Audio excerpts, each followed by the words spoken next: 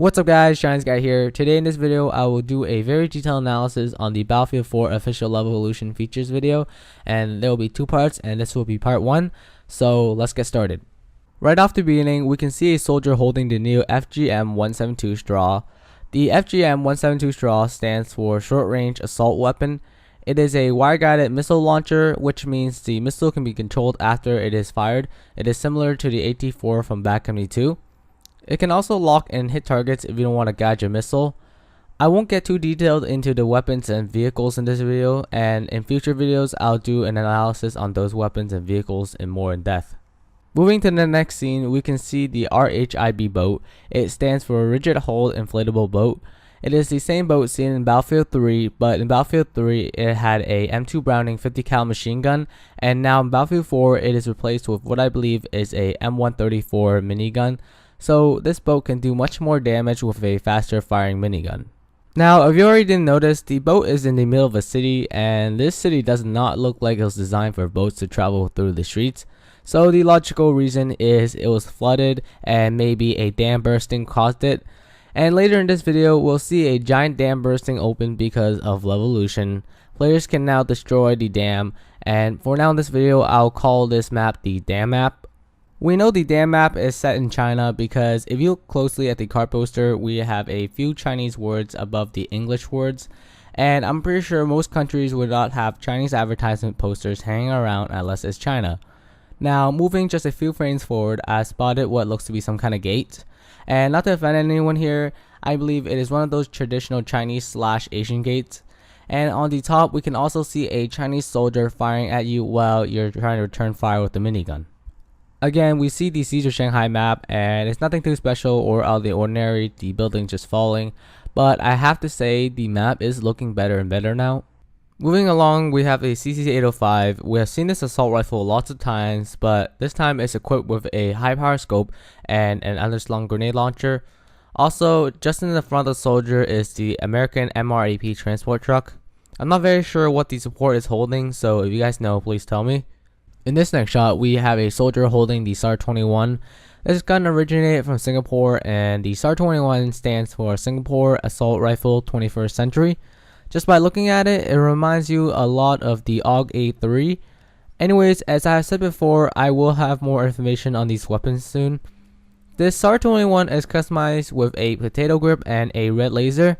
It is also using the default iron sights, which doesn't look half bad. Skipping ahead just a little bit, right here I believe we're looking at a Chinese assault soldier.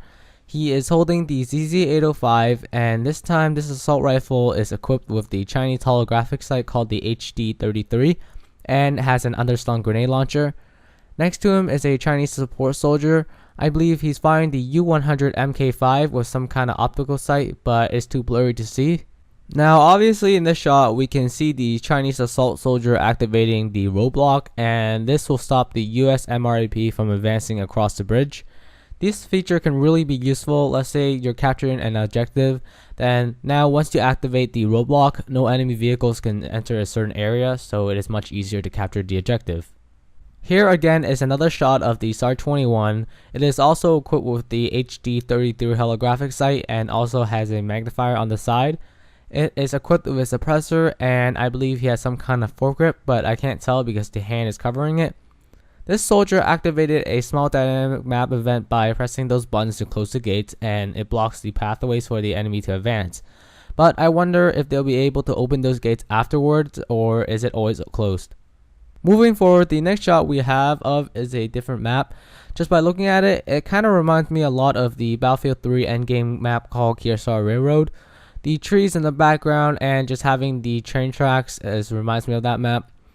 On the left side we have an old tank on one of the train cars, and it's a nice little touch to the scenery. Anyways, in the player's hands, I first thought that was a mini Uzi, but this is actually something called the CBJ-MS. It is a submachine gun originated from Sweden. The CBJ-MS is equipped with something like an ACOG sight, but I'm not too sure what it is. It also has a suppressor and some kind of foregrip in the front of the gun.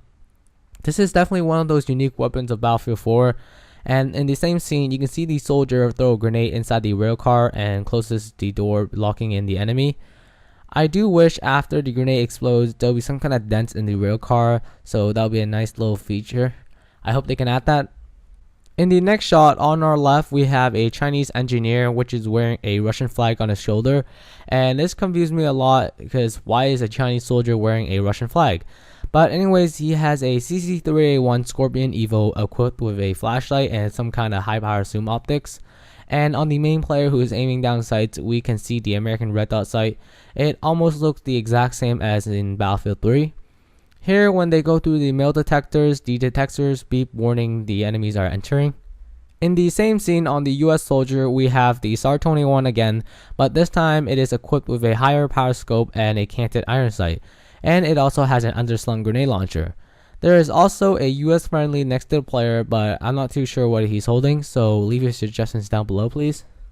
In the next scene, we can see another small Levolution aspect, and that is car alarms can go off if you step on the cars, and that may warn your enemies that you're near the area. In the hands of this Chinese engineer, we have the machete knife. He was about to go for the melee kill until he set the car alarm off, and that caused the US support soldier to notice him.